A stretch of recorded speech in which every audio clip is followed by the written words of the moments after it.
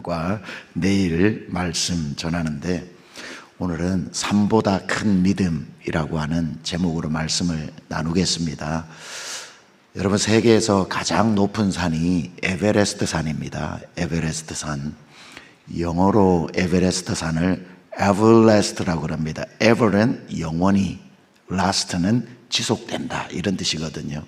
everlast는 영원히 지속되는, 어떤 바람이 불고 어떤 세월이 가고 풍화작용이 일어나도 절대로 평지가 될 수 없는 세상에서 가장 높은 산이기 때문에 붙여진 이름입니다. 별명도 있습니다. 인간이 오를 수 없는 산, 그래서 신이 울타리를 쳐놓은 산, 이렇게 이야기를 하고, 감히 그 누구도 에베레스트 산을 쳐다보지 오를 수 있다고 생각해 본 적이 없었고 도전조차도 하지 못했습니다.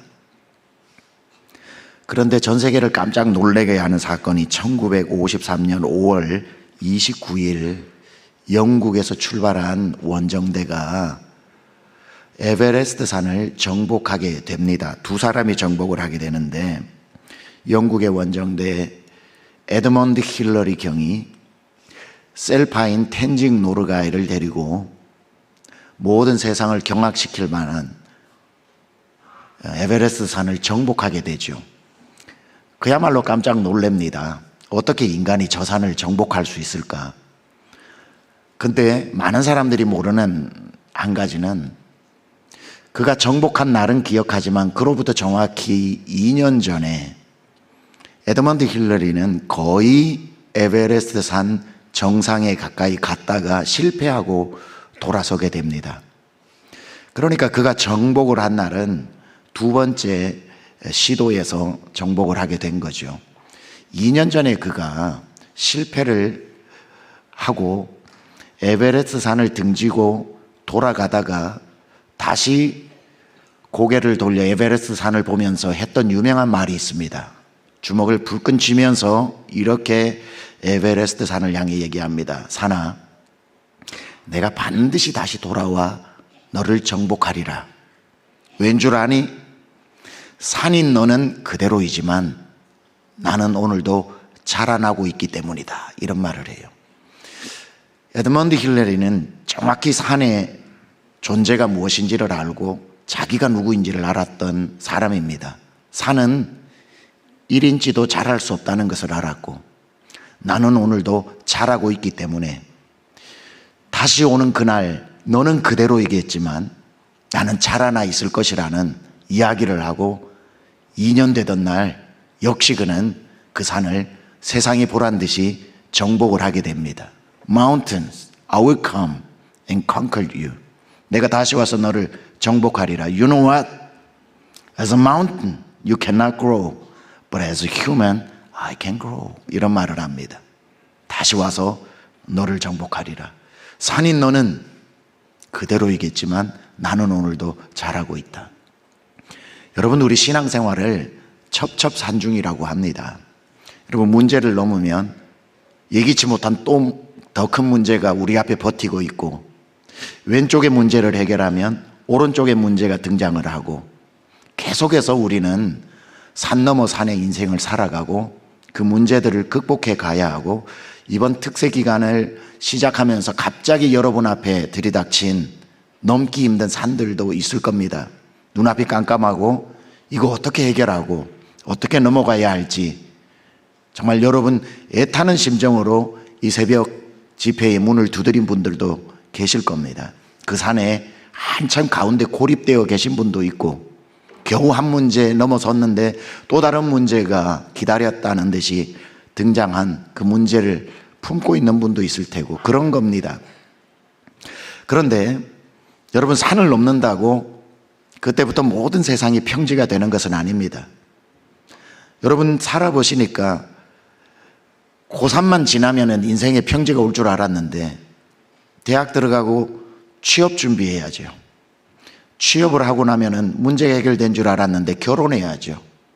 결혼하고 나면은 문제가 해결된 줄 알았는데 자녀 출산, 또 자녀가 태어나면 행복한 가정이 될 줄 알았는데 부양해야 되니까 승진을 해야 되죠. 그렇게 해가지고 다 키우고 난 뒤에 그 자녀를 출가시키고 나면, 야, 이제 자녀 출가시키고 나면 우리 부부 이제 50대, 60대 평안하게 좀 살자 그러는데 갑자기 결혼한 자녀가 애를 데리고 와서 엄마, 아빠하고 또 봐달라 그러니까 걔 고3 공부시켜야죠. 그렇게 증손주까지 키우면 천국 가야 됩니다. 그러니까 계속해서 문제는 돌고 도는 그 문제 앞에서 우리는 그 산을 어떻게 넘어야 하는가. 그러니까 여러분은 산을 넘는 방법은 불도저를 가지고 와서 산을 평지로 깎는 방법도 있지만 그 산을 넘을 만한 힘을 키우는 게 중요합니다. 저는 산의 높이보다 적어도 여러분의 믿음의 높이가 더 크다면 착시 현상이 일어나게 되죠. 여러분이 더 크면 그 산은 평지처럼 보입니다. 제가 미국에서 목회를 할 때 뉴욕 쪽에 집회를 초청받아 가끔 갈 때가 있습니다. 그럼 달라스 DFW 공항에서 비행기를 타고 뉴욕 존 F 케네디 공항으로 갈 때 가끔씩, 늘 그 항로는 아니지만 맨하탄 상공을 한번 선회하고 존 F 케네디 공항으로 랜딩할 때가 있습니다. 그러면은 몇 번 뉴욕 맨하탄을 방문하고 차를 타고 다니다 보면 기본이 100층 넘는 마천루들이 고개가 아플 정도로 정말 높은데, 신기한 것은 비행기에서 내려다본 맨하탄은 평지입니다. 정확히 상공에서 밑을 내려다보면 어느 게 1층짜리고 어느 게 100층짜리인지, 물론 무슨 빌딩인지 아니까 보이지만 몰랐다면 다 평지로 보이는 그러한 착시 현상이 일어나죠. 우리 신앙생활이 바로 믿음의 키가 높아지면 어떤 산도 넘을 만한 산이 된다는 겁니다. 그래서 여러분이 이 자리에 오신 것은 산을 없애기 위해서 기도하기 위해 오신 분도 있지만, 이번 2주 동안 하나님 나의 믿음의 키를 키워 주시옵소서. 산보다 더 큰 믿음을 키워 주신다면 어떤 산이 가로막고 있어도 산이 산인 줄도 모르고 평지로 착각하고 넘을 수 있는 내 믿음의 근력을 키워주시고 믿음의 키를 키워 주옵소서. 어쩌면 이게 어떤 산을 만나도 두렵고 무섭지 않는 가장 좋은 방법이 아닐까 생각합니다. 얼마 전에 여러분 구정 명절을 맞이해서 고향 다녀오신 분들 많이 계실 텐데, 여러분이 한 번쯤 고향을 방문하면 가보고 싶은 데가 있습니다.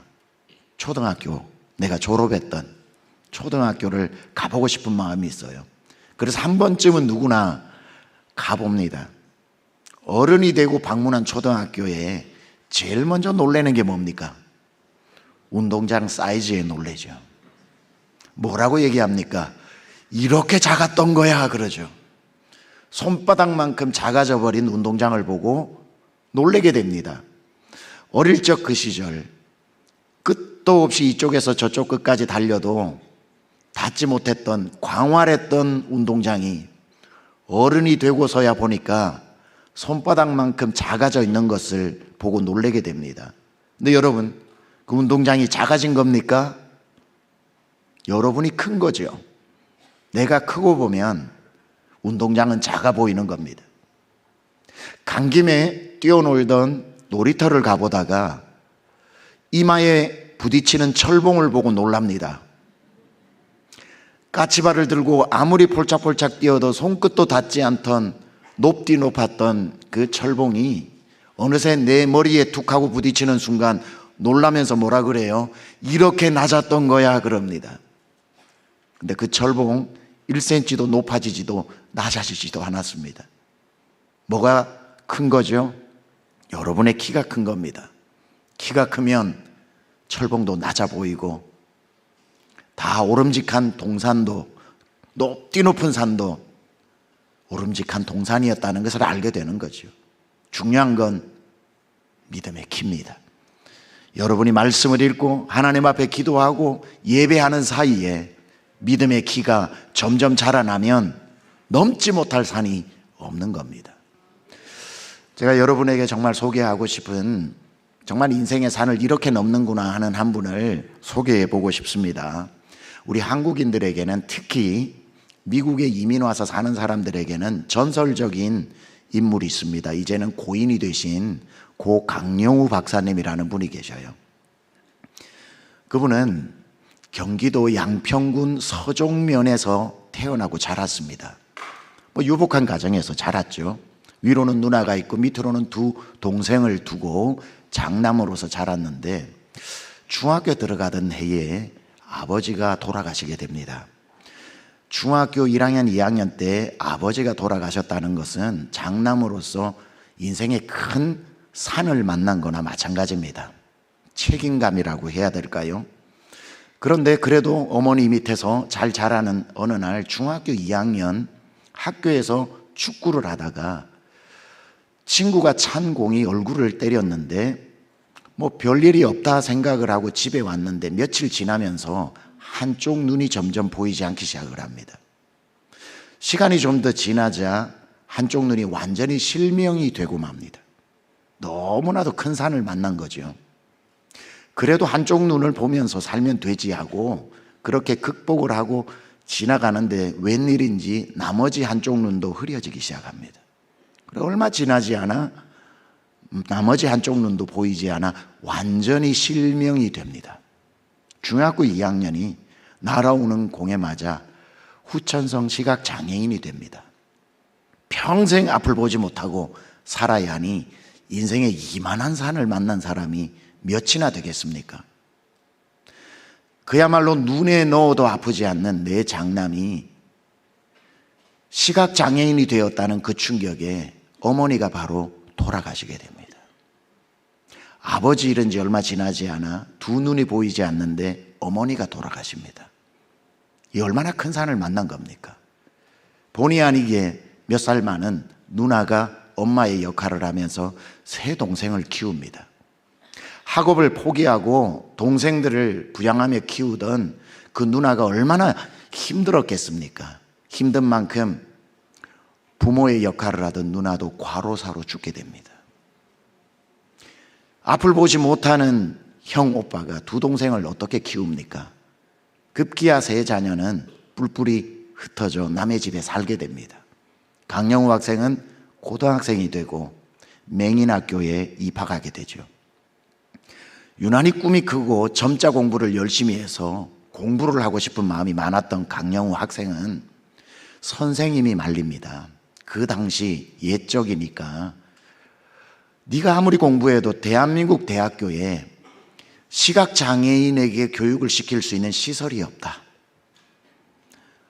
하루라도 빨리 안마 훈련을 받아서 직장이라도 잡아서 입에 풀칠이라도 하고 살아야 되지 않겠냐고 권면을 하지만 그 마음에 그 끓어오르는 꿈을 누가 꺼트리겠습니까? 그때 서울에서 이화여자대학교에서 농화를 오는데 와서 자원봉사를 해주는 대학생들에게 점자를 배웁니다. 나중에 그 중에 한 명이 석은옥이라고 하는 여학생과 결혼을 하게 됩니다. 그렇게 공부를 하고 점자로 열심히 공부를 해서 고3이 되어 전국에 갈만한 대학교에 원서를 냈지만 한 대학교도 받아줄 수가 없습니다. 차별을 한 게 아니라 받아줄 수가 없었던 겁니다. 그런데 유일하게 한 학교에서 입학 허가서가 오죠. 연세대학교입니다.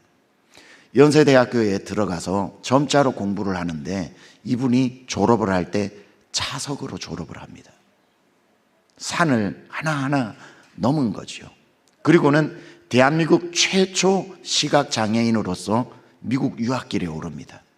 그리고는 피츠버그 대학교에 입학을 하게 되고 교육학 박사학위를 받게 됩니다. 조지 워싱턴 대학교에서 나머지 공부를 하게 되고 조지 W 부시 행정부의 국가인권장애위원으로서 차관보 위치에 해당되는 그 직무로 정부의 부름을 받게 됩니다. 지금까지 미국 이민자들 중에서 가장 높은 자리에 오른 분이 바로 그분입니다. 돌아가실 때까지 워싱턴 DC에서 국가의 장애 인권을 위해서 사셨고 그리고 워싱턴 중앙장로교의 신실한 크리스찬으로 사시다가 생을 마감하셨습니다. 그분이 자기 인생 마지막에 자서전처럼 책을 썼습니다. 그분이 쓴 책의 제목이 이렇습니다. 우리가 오르지 못할 산은 없다라고 하는 책입니다. 그분만큼 높은 산을 만난 사람이 몇 명이 있겠습니까? 무엇 하나 그분에게 만만한 산이 있었겠습니까? 단 하나의 산도 쉽게 오를 수 있는 산이 아니었지만 그분 인생을 다 지나면서 자기 인생을 회고해 보니 그 많던 산들 중에 오르지 못할 산이 없었다는 거죠.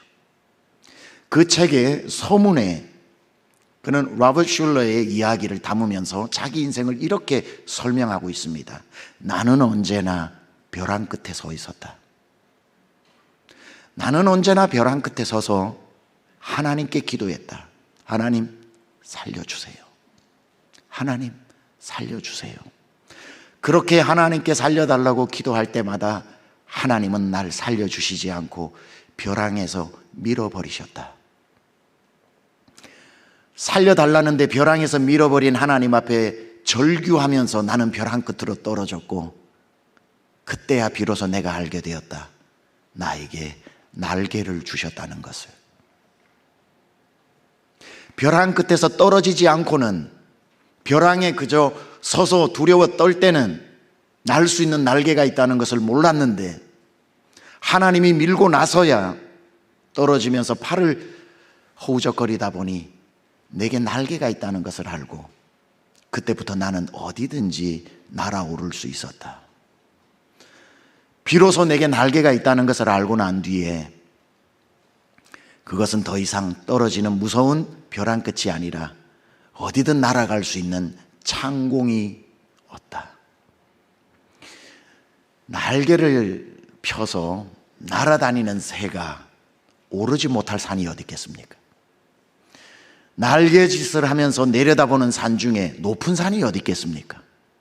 다 평지처럼 보이지 않겠습니까?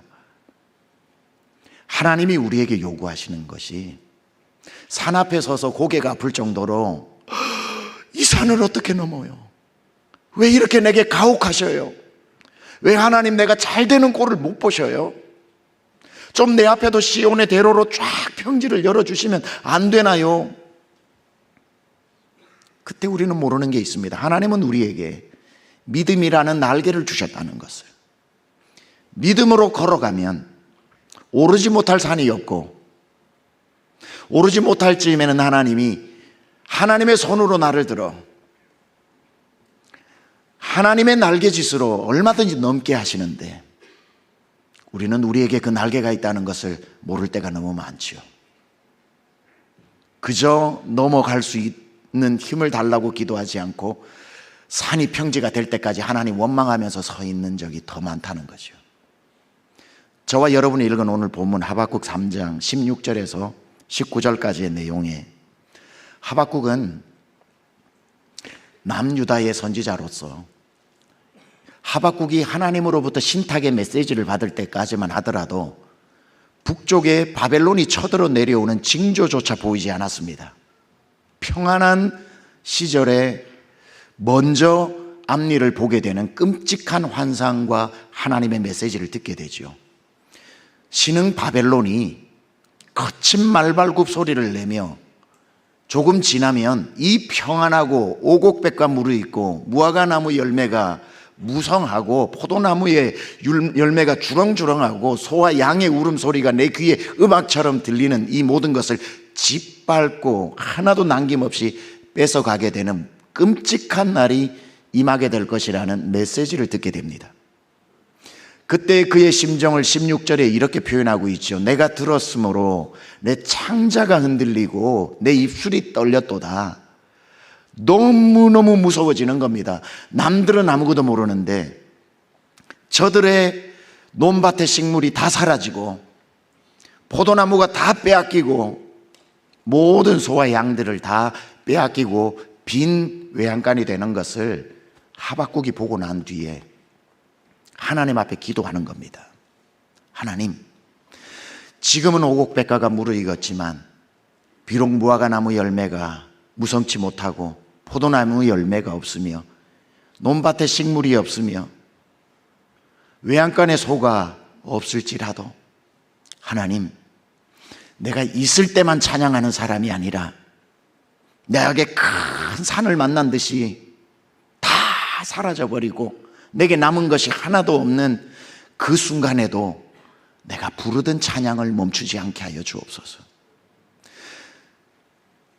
풍요롭다고 찬양하는 사람이야 누가 찬양을 못하겠습니까마는 빈 외양간을 보면서도 부르던 찬양을 멈추지 않는 사람이 되게 하여 주시고, 없어진 것을 보고 우는 사람이 되지 않고 다 뺏어가도 마귀가 뺏어가지 못한 내게 있는 구원의 즐거움, 구원의 기쁨만은 내게 여전히 남아있으므로 난 여호와로 인하여 즐거워하며 구원의 하나님 때문에 여전히 기뻐하는 사람이 되게 하여 주옵소서. 평지 앞에서 웃다가 산을 만나면 불평하는 사람이 되지 않게 하시고, 하나님, 있을 때나 없을 때나 난 여호와로 인하여 즐거워하며 구원의 하나님으로 인하여 기뻐하는 이 마음 지켜내게 하여 주옵소서.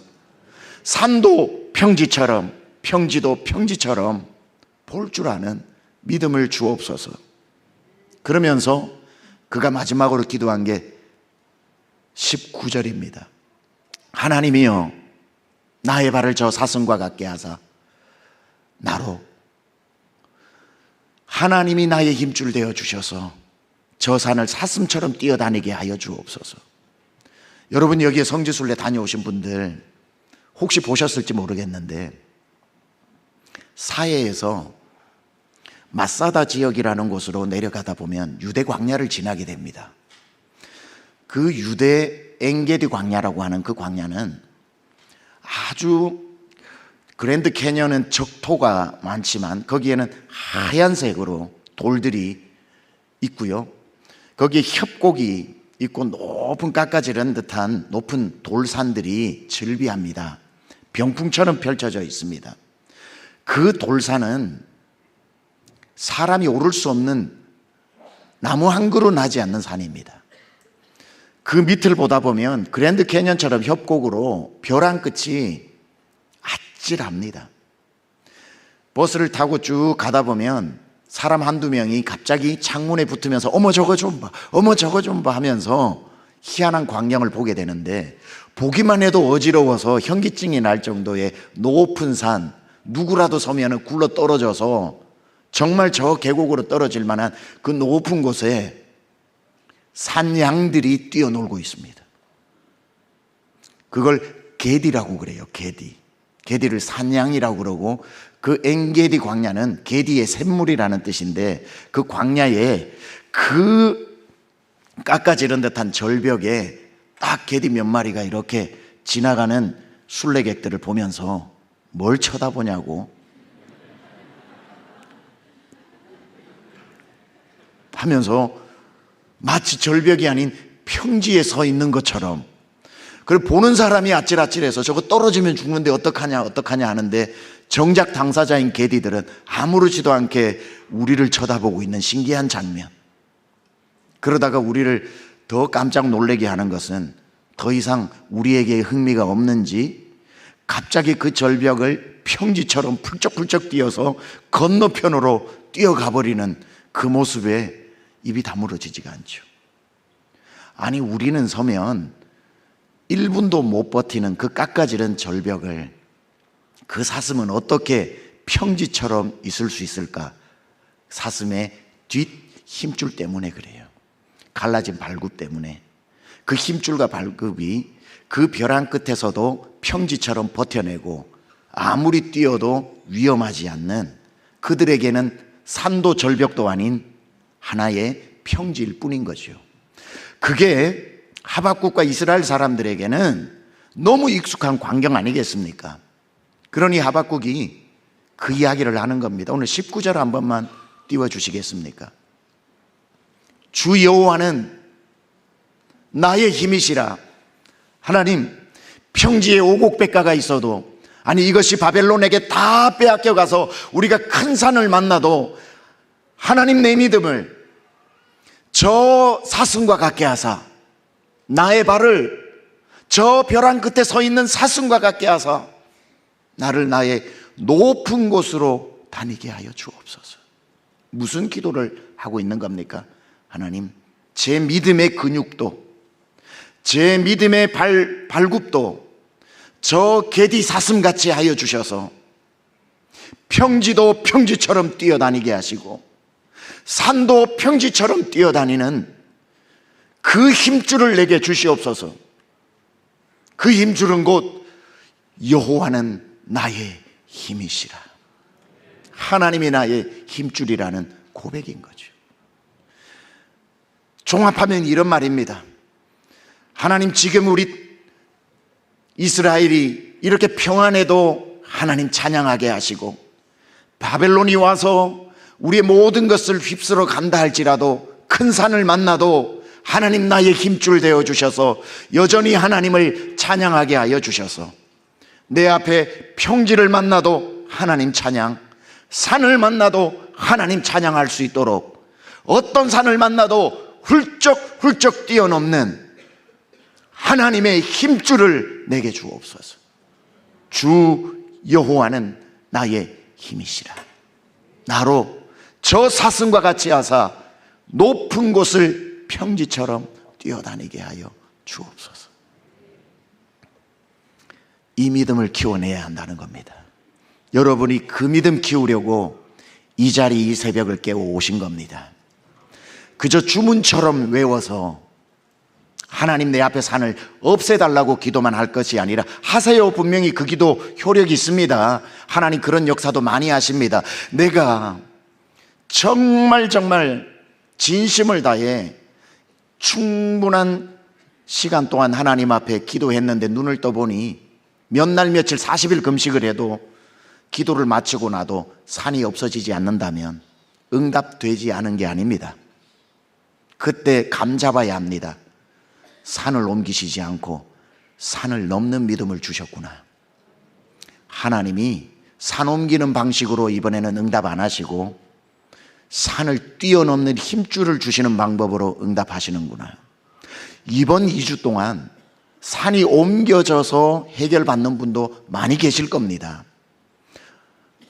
그런데 이 중에 계신 어떤 분들에게는 그 산은 여전히 있는데 이제 무섭지도 두렵지도 돌아서고 싶지도 않은 그 산을 평지처럼 늠름하게 걸어가는 믿음의 장군이 되는 분들도 있을 겁니다. 무슨 응답을 받아도 둘 다 좋은 응답입니다. 내 앞에 바다가, 무서운 바다가 기도했는데 갈라질 수도 있고, 그렇게 간절하게 기도했는데 나를 비웃듯이 바다가 그대로 넘실거리고 있다면 응답 못 받은 게 아니라 하나님이 그 바다 밑에 아스팔트를 깔아놨다는 것을 아시고 발을 내디디고 걸어가 보면 알게 됩니다. 내 앞에 바다가 갈라지지 않으면 주가 나로 바다 위 걷게 하리라. 원래는 더 잘 부릅니다. 월요일 아침이라서 이 정도입니다. 네. 엉망이네요. 제가 불러보니까. 바다가 갈라지는 홍해의 기적도 하나님이 주시기도 하지만, 때로는 바다 위를 걷는 담력도 주셔서 걷다 보면 걷게 되는 기적도 경험하게 되는 거죠. 제가 미국에서 목회하다가 한국에 초청을 받아 방문했습니다. 미국에 한 목회하시는 한 10분 정도의 지역마다 이렇게 사역을 하시는 목사님들을 초청하셨어요. 한국에 한 20분 정도의 또 이렇게 영향력 있게 목회하시는 목사님들이 초청을 해주셔서 30명이 버스를 타고 저 분당에서 출발해서 목포에 갔습니다. 목포. 남도 성지순례를 했죠. 성결교 천국의 섬인 증도도 가고, 손양원 목사님 사역하셨던 애양원도 가고, 그러다가 마지막 방문지로 소록도를 가게 되었습니다. 여러분, 소록도는 나환자촌 아닙니까? 그렇죠? 그 소록도를 한 번은 꼭 가보고 싶었는데 가게 된 거죠. 100% 나환자분들이, 한센스병들 환자분들이 사시는 분들입니다. 그 섬입니다. 거기에 가면 아주 눈에 들어오는 두 건물이 있죠. 소록도 중앙병원이 있습니다. 이청준의 당신들의 천국의 소설의 배경이 된 곳이죠. 그 맞은편에 소록도 중앙교회가 있습니다. 소록도 중앙교회에 우리 목사님 30분이 가셔서 갔는데 예배당이 넓어요. 그때는 이렇게 장의자가 있는 게 아니라 마루로 쭉 되어 있습니다. 마루로 되어 있다가 저희가 갔을 때는 장의자가 있었던 것 같네요. 거기에 이제 앞에 30분의 목사님들이 앉아 있고 그 교회 전도사님이 이제 교회와 소록도를 설명을 해 주시는 겁니다. 이제 머리는 다 빠지셨고 한 70 중반쯤 돼 보이시는 걸로 제 눈에는 보였고요. 두꺼운 돋보기 안경을 끼셨고 투박한 경상도 사투리가 여전히 있었고 그분이 그 교회의 전도사라고 자기를 소개하시면서 저도 문디입니다 그러시더라고요. 나도 문디입니다. 놀래지는 마소 전염은 안 되니까네 이렇게 이야기를 하시면서 목사님들 이 예배당 참 넓지요. 보니까 예배당이 너무 넓어요. 제 얘기 좀 들어보시겠습니까? 그분 이야기를 그대로 합니다. 그래서 제가 그분 얘기를 옮기니까 그냥 문둥이라고 표현을 하겠습니다. 그분이 말을 표현한 거니까. 목사님, 소록도가 어떤 데입니까? 문디들이 오는 데 아닙니까? 여기는 인간 막장들이 오는 데입니다. 왜 막장이냐고요?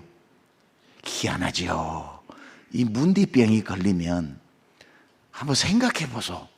집에 암 환자가 한 명 생기면 가족들 그 병 낫게 하려고 다니던 직장도 그만두고 용하다는 의사 다 찾아다닌다 아닙니까? 근데 이놈의 문디병은 걸리면 부모도 자식을 버리는 기라요.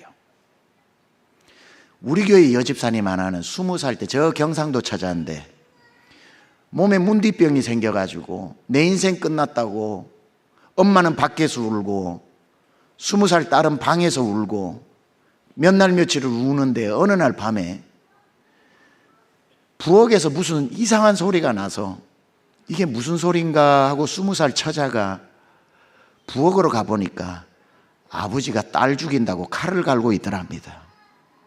너무너무 놀래가지고 뒷산으로 도망을 갔는데 문디병을 누가 받아줍니까? 아버지가 날 죽인다 하니 집으로도 못 가고 갈 데는 없는데 그 산에까지 엄마가 찾아왔더랍니다. 엄마 나 데리러 왔나 보다 싶었는데 엄마가 보자기 하나에 쌀 한 떼를 묶어가지고 가슴에 주면서 하는 말이 멀리 가래, 멀리 멀리 가래, 네 아버지 안 보이는 데로 가래. 그래서 눈물 훔치고 눈물 머금고 물어 찾아 소록도로 왔다 아닙니까? 전부 그래 버림받고 온 사람들입니다. 근데 이 예배당 누가 지은 줄 아십니까? 문디들이 지었습니다. 이거 지을 때 대한민국에서 영락교회 다음으로 제일 대한민국에서 큰 본당이라 예. 이거 목조 건물인데 전부 남자들은 산에 올라가 나무를 베는데 이 손이 없으니까네. 손이 없으니까 톱을 손목에 묶어가지고 그래 베고 몸으로 굴러내리고 아녀자들은 저 소록도 해변가에 가서 모래를 부어오는데 손이 없으니까 숟가락을 묶어가지고 부었습니다. 그때 소록도 앞바다 피가 낭자했지요. 다 문디들이 여기 와가지고 예배당 지은 겁니다. 어째 그런 일이 일어났는지 소록도 옆에 섬이 하나 있는데 소록도에 울고 왔다가 그 섬에만 갔다 오면 요래 다 바뀌어서 오는 기라요. 그 섬 갔다 와서 안 바뀐 사람이 없는데 목사님들도 이왕 왔으니까 한번 다녀가실랍니까? 너무 궁금한데 당연히 가고 싶죠. 그 섬 이름도 재밌어요. 소록도 옆에 찌라도라고 있는데 찌라도 갔다 오고 안 변한 사람이 없으니까 다 버림받고 왔다가 찌라도만 갔다 오면 얼굴이 해처럼 밝아서 옵니다. 주소 가르쳐 드릴 테니까 갔다 올랍니까? 예. 그럼 받아 적었어.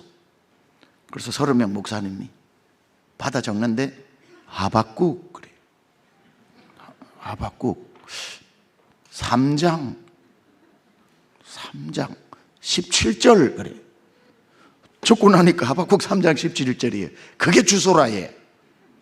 3장 17절에 한번 봅시다. 그 섬이 나오는지 같이 읽어볼까요? 시작.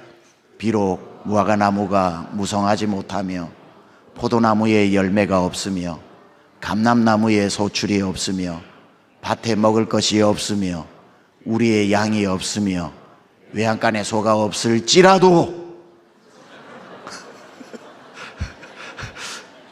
마지막에 섬이 나오네요. 여기 지라도.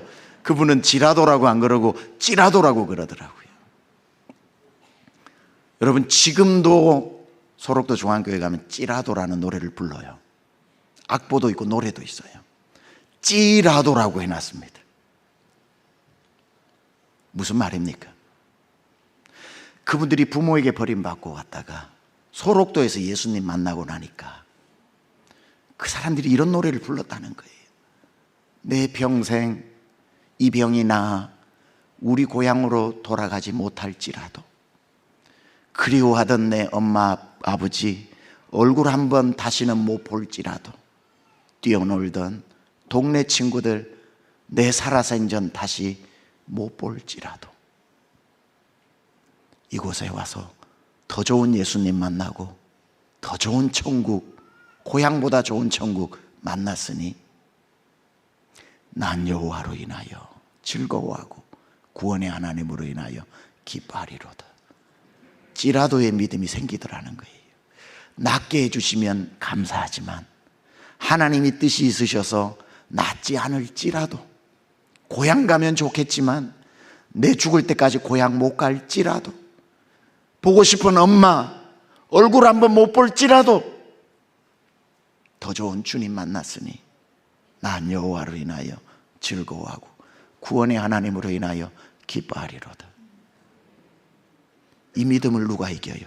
이 믿음을 어느 산이 떨게 만들어요?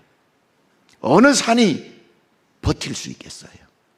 찌라도로 나가는데 산이 없으면 없어서 찬양, 있으면 있을지라도 찬양, 넘으면 넘는 대로 찬양, 어떤 환경에도 하나님 찬양하기로 작정한 하나님의 힘줄을 가진, 사슴보다 강한 힘줄을 가진 사람이 어딘들 못 넘고 무슨 상황에서 찬양인들 못하겠습니까? 바울이 왜 바울입니까? 내가 부귀에도 처할 줄 알고 비난대도 처할 줄 알고 어떤 환경에도 내가 처할 줄 아는 일체의 비결을 배운 사람에게 가난이 위협이 되겠습니까? 풍요가 그에게 교만이 되겠습니까? 어떤 환경에서도 일체의 비결을 배운 사람을 가로막을 자는 없는 겁니다.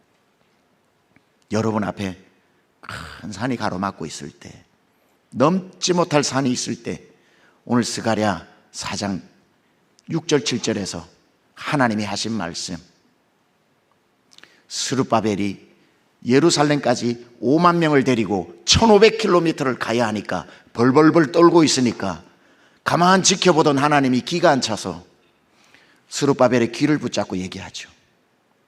너 보고 가라 그랬냐? 네 힘으로 가라 그랬냐? 왜 네가 떨고 있냐? 산이 떨어야지 왜 네가 떠냐? 하나님, 여기서 1500km면 산이 수십 개고, 아니 수백 개고, 구보도는 강이 수십 개고, 우리가 돈 가지고 성전 재건하러 간다는 소식을 듣고 돈 뺏으려는 강도떼가 어디에 숨어 있는지 모르는데 두렵죠. 정신 차려라. 너 보고 가라 그랬냐? 이는 네 힘 보고 부른 것도 아니고 네 능 보고 부른 것도 아니고 네 힘으로도 안 되고 능으로도 안 된다. 내가 한다. 오직 나의 영으로 되느니라. 가만히 있어 봐라. 그리고는 하나님이 산들을, 가로막고 있는 산들을 향해 외치시는 장면이 4장 7절이죠. 큰 산아, 큰 산들아, 네가 뭐냐? 스룹바벨 앞에서 평지가 될지어다. 하나님의 외침 소리에 산들이 속절없이 무너져 흐르는 강을 메꾸어 산도 평지가 되고 강도 평지가 되어 하나님이 그 원수들과 도적대들의 활시위를 꺾어버리심으로 절대로 갈 수 없었던 1500km 5만 명의 사람을 데리고 무사히 예루살렘에 당도하여 스룹바벨 성전을 기어이 세운 것처럼 오늘도 여러분 앞에 산이 가로막고 있는 것 같아도 여러분 오늘부터 분명히 아셔야 될 것은 그 산과 여러분 사이에는 하나님이 계시다는 것. 하나님이 먼저 그 산을 보고 계시면서 여러분이 두려워 떨지 않도록 산을 향해 꾸짖고 계신다는 것. 큰 산아, 네가 뭔데 더사랑교회 김집사 앞에서 가로막고 있느냐? 김집사 가는 길 앞에 평지가 될지어다. 하나님의 호령 앞에 어느 산이 버티고 있겠습니까? 하나님이 잡은 손을 붙잡고 가는데 어느 산인들 못 넘겠습니까? 하나님이 함께 하시면 능치 못할 가로막을 산이 없는 줄 믿습니다.